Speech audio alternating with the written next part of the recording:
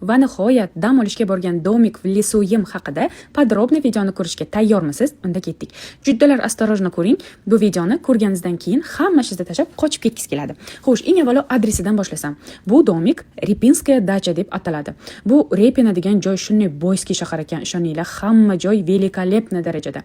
To'liq adres esa Sankt-Peterburg, posyolok Repina, Filyanskaya ulitsa, dom 30. Twitterdan 1,5 soatlik yo'l. Taksi puli 2,5 rubl minus plus bilan tushadi.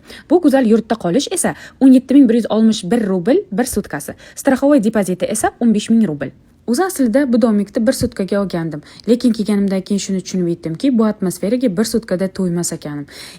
Pul ketsa obro' ketmasin deb yana bir sutka olib bordim. Mana shu birinchi spalnisi. Derazalar shunaqa takoy panoramniy, вообще шикарный. Bu esa detskisi, juda ham chiroyli tarzda lyustralan, qaranglar. Hozir esa mahkam divanga joylashib oling, chunki yiqilib tushishingiz mumkin. Chunki mana bu spalni meni orzu maqsadlarim, niyatlarimda yozgan spalni juda ham estetik, nozik tarzda tayyorlangan, panoramniy oynalar, derazalar, prosta великолепно. Bu yerda olgan energiyangiz sizga juddalarram uzoq vaqtga yetadi. Bu esa vanna, hamma narsasi bor, mana shunaqa derazasi bor, eslashda yuvingan vaqtida yopib qo'yishingiz ham mumkin.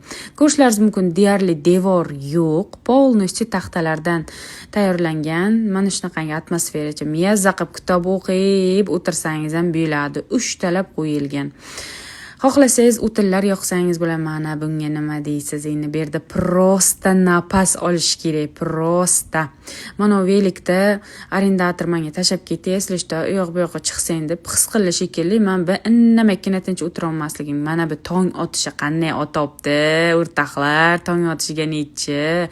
Mana shunaqangi holatda sizlarga o'zimcha atmosferani ko'rsatish uchun badallab yomg'ir tagiga qolib ketib, mana bu chiroyli manzaralarni ko'rsatishga maksimalniy darajada harakat qilim. No, если сказать, девочки, оно того и стоит. Xohlaganlarcha riskovать qilishlaringiz mumkin, faqatgina bu domik v lesuga manyoshqa bir o'ziz kelmang.